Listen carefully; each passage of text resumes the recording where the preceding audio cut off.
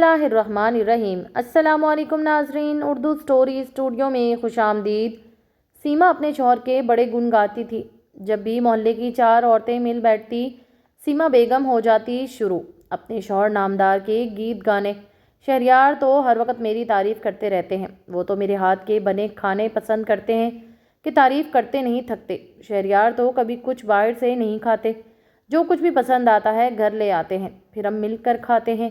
وہ کہتے ہیں سیما تمہارے بغیر میرے حلق سے نوالا نہیں اترتا۔ باقی خواتین آنکھیں پھاڑ پھاڑ کر سیما کی قسمت پر رشک کرتی۔ سیما کے خاموش ہوتے ہی کوئی دوسری خاتون اپنے شوہر کے گن گانے لگتی۔ غرض یہ کہ سب اپنے شوہر کی بڑھ چڑھ کر تعریفوں سے سبقت لے جانے کی کوشش کرتی۔ اسی طرح کے ماحول سے میرا دل اکتا جاتا، میں تو کوئی بہانہ کر کے اٹھ جاتی۔ خواتین میں بیٹھ کر حتمی امکان کوشش کرتی کہ اپنے شوہر کے بارے میں کوئی دعویٰ نہ کروں۔ وجہ یہ تھی کہ سیما کے شوہر کو کئی بار میں چاٹ کے ٹھیلے پر کھڑا کھاتے دیکھ چکی تھی۔ بات صرف چاٹ پر ہی ٹھہر جاتی تو میں ٹھیک تھا، مگر آج کل وہ کسی لڑکی کے ساتھ بھی دیکھا جا رہا تھا۔ یہ اطلاع ابھی سیما تک نہ پہنچی تھی۔ میں اسے بتا کر شرمندہ بھی نہیں کرنا چاہتی تھی۔ یہی وجہ تھی کہ میں خواتین میں بیٹھ کر اپنے شوہر کی تعریفوں میں ہیرے موتی نہیں ٹانکتی تھی۔ مرد ذات کا کیا اعتبار، معاملات جانے ویسے بھی میرے شوہر کے آفس میں کافی خواتین تھیں۔ چند ایک کا ذکر تو وہ اکثر کہتے رہتے تھے، میں کبھی ان کی باتوں سے نہ چھڑتی تھی۔ میرے خیال میں جو عورت 400-500 لوگوں کی موجودگی میں رخصت ہو کر آتی ہے اور پھر بچوں کی ماں بن کر ان کی حیثیت خاندان میں اور شوہر کے دل میں بڑی مضبوط ہوتی ہے، اتنی مضبوط ہوتی ہے، اتنی مضبوط قدم والی عورت کی کوئی اتنی آسانی سے اکھاڑ نہیں سکتا۔ مگر پھر بھی خواتین میں بیٹھ کر ان کی باتیں سن سن کر میرے دل میں یہ وسوسہ پیدا ہو گیا تھا کہ میرے شوہر فراز بھی تو کہیں سیما کے شوہر کی طرح کسی کے ساتھ گھوم پھر تو نہیں رہے۔ جس دن سے یہ خیال دماغ میں آیا تھا میں بہت ٹینشن میں تھی۔ عجیب کیفیت تھی جو بیان نہ کرنے سے باہر تھی۔ کسی کام میں دل نہیں لگ رہا تھا، کھانا پینا سونا سب ناکام رہ گیا تھا۔ جتنا اس خیال کو ذہن سے چھٹکتی یہ اتنا ہی زور پکڑتا۔ فراز کے موبائل کو چیک کر چکی تھی مگر نتیجہ 0 تھا۔ اپنے آپ کو مختلف کاموں میں مصروف رکھنے کی کوشش کرتی مگر شک کا ناگ دماغ میں کنڈلی مارے بیٹھ چکا تھا۔ گھر کے قریب گراؤنڈ میں ایک بچت بازار ہفتے کے ہفتے لگتا تھا۔ پورے ہفتے کی سبزی لا کر فریج میں رکھ دیتی تھی، اسی طرح پورے ہفتے کا کھانا پکانا آسان ہو جاتا۔ آج ہفتے کا روز تھا، پڑوس والی بھابھی آ گئی۔ چلو صدف بچت بازار چل رہی ہوں، جانا ہے تو ایک سے بھلے 2۔ میں نے کہا بھابھی آپ بیٹھے، میں چادر اور پرس لے لوں۔ میں بھابھی کے ساتھ بازار آ گئی۔ آلو پیاز لہسن ادرک دھنیا پودینہ ایک کے بعد ایک لیتی ہوئی آگے بڑھی۔ ایک نوعمر لڑکا کمپنی کی مشہوری کے لیے باتیں کرتا ہوا موبائل سم بیچ رہا تھا۔ بھابھی پچھلے ٹھیلے سے سبزی لینے کے لیے رک گئی۔ لڑکے نے مجھ سے کہا باجی سم خرید لیں، 100 روپے کا بیلنس فری ہے۔ میں مسکرا دی، نہیں مجھے نہیں چاہیے۔ وہ اصرار کرنے لگا، باجی لے لیجئے، ایک سم بیچنے پر مجھے 20 روپے پروفٹ ملتا ہے۔ وہیں کھڑے کھڑے میرے دماغ میں کمال آئیڈیا آیا۔ اپنا NIC نمبر مجھے یاد تھا، میں نے سم ایکٹیو کروا کر خرید دی۔ میں پلٹ کر بھابھی کے پاس پہنچ گئی۔ بھابھی ابھی ٹماٹر چھاننے میں لگی ہوئی تھی۔ شاپنگ تمام ہوئی، میں گھر واپس آ گئی، سامان ترتیب سے رکھا اور کچھ دیر آرام کرنے لگی۔ پورا پلان میرے دماغ میں ریڈی تھا، اب صرف کوئی مناسب وقت دیکھ کر اس پر عمل کرنا تھا۔ اتوار کا دن کام کاج اور بچوں میں لگنے ہی گزر گیا۔ پیر کو میں نے جلدی گھر کا کام نمٹایا۔ فراز آفس اور بچے اسکول چلے گئے۔ میرے پاس ایک ایکسٹرا موبائل سیٹ تھا جو کچھ عرصے قبل خراب ہو گیا تھا۔ فراز نے یہ سیٹ ریپیئر کروانے کے بجائے مجھے ایک نیا موبائل سیٹ لا دیا تھا۔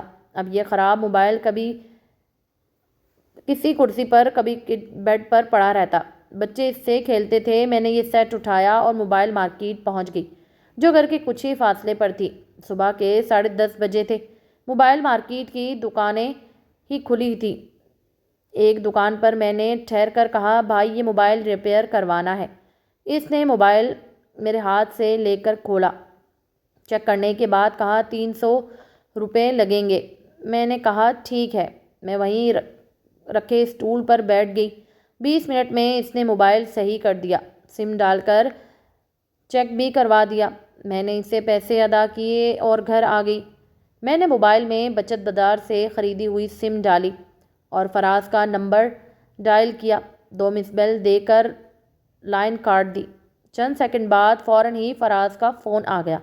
मैंने कॉल काट कर मोबाइल साइलेंट पर लगा दिया और SMS किया, कौन? फराज का जवाब आया, आपने मिस कॉल दी थी, आप कौन? मैंने जवाब दिया, किरण। फराज का जवाब आया, मैं किसी किरण को नहीं जानता। मैंने जवाब दिया, मैं भी आपको नहीं जानती, गलती से रॉन्ग कॉल लग गई थी। फराज का मैसेज आया, मेरा नाम फराज है, अगर आप चाहें तो मुझसे बात कर सकती हैं।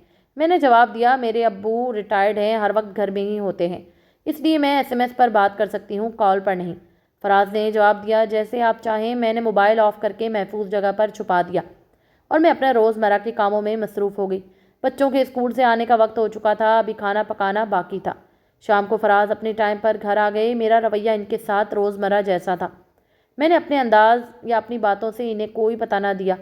मैं इस गेम को कामयाबी से खेलना चाहती थी। अगली दोपहर फिर ये SMS वाला सिस्टम शुरू हुआ। मैंने SMS किया, कैसे हैं फराज साहब? जवाब आया, ये साहब क्या होता है? सिर्फ फराज कहो। मैंने लिखा, मैं तो आपको साहब कहकर इज्जत दे रही थी।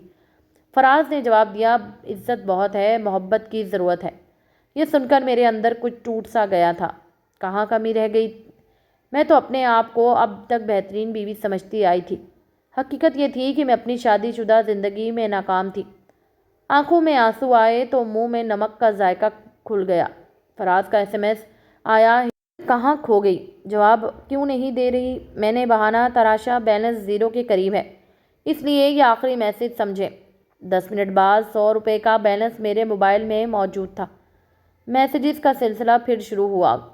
फराज ने यह भी कहा कि अगर बैलेंस ख़त्म हो जाए तो मुझे बताना, मैं इजी लोड करवा दूंगा। मुझे याद नहीं कि फराज ने कभी मेरे मोबाइल पर इजी लोड करवाया हो। मुझे खर्चा देकर हर बार की फ़िक्र से आज़ाद हो जाते थे। महीने का राशन, बच्चों की फ़ीस, मदरसे की फ़ीस, किसी के घर शादी ब्याह में जाना है तो वो खर्चा सब मैं बखूबी चलाती थी, बल्कि बचत भी करती थी। कभी ज़रूरत के वक्त मैं अपनी बचत फराज के हाथ पर निकाल कर रखती तो फराज का मुंह और आँखों दोनों खुल जाते। सदफ यार, तुम बहुत किफ़ायत शुआर हो, घर का खर्चा चलाने के बाद बचत भी कर लेती हो। मेरी खुशकिस्मती है कि तुम मेरी शरीके हयात हो। SMS का सिलसिला यूं ही चलता रहा। इतवार के रोज़ भी छुप छपा कर 2-3 मैसेज कर दिया करती थी। मैंने फराज का मोबाइल चेक किया था, वो मैसेज पढ़ते ही डिलीट कर देते थे। मेरा नंबर इन्होंने सदाकत हुसैन प्लम्बर के नाम से सेव किया हुआ था। मैं मैसेज करके फराज के पास आई और इन्हें मैसेज लिखने में मसरूफ़ देखकर पूछती, फराज क्या कर रहे हो? वो बहाना बनाते, कुछ नहीं, गेम खेल रहा हूँ। मैं मुस्कुराकर दिल ही दिल में कहती, फराज साहब, गेम तो मैं खेल रही हूँ, 1.5 साल का अरसा गुजर चुका है। इस SMS का गेम में मैं फराज के महबूबा बनकर मैंने फराज से वो अल्फाज सुने जो वो बीवी बनकर कभी ना सुन सकी। शायद मुझे ये सिलसिला बंद करना पड़े। फराज अब मिलने और बात करने पर बहुत इसरार करने लगे हैं, मगर खौफ यह है कि ये SMS का चटखारा इन्हें किसी और दर पे ना ले जाए। बहरहाल ख़वातीन के लिए बेहतरीन आइडिया है, आज़मा लें अपने शरीफ और नफ्स शौहरों को। कहानी आपको पसंद आई है तो हमारे चैनल को ज़रूर सब्सक्राइब करें। तब तक के लिए अल्लाह हाफ़िज़।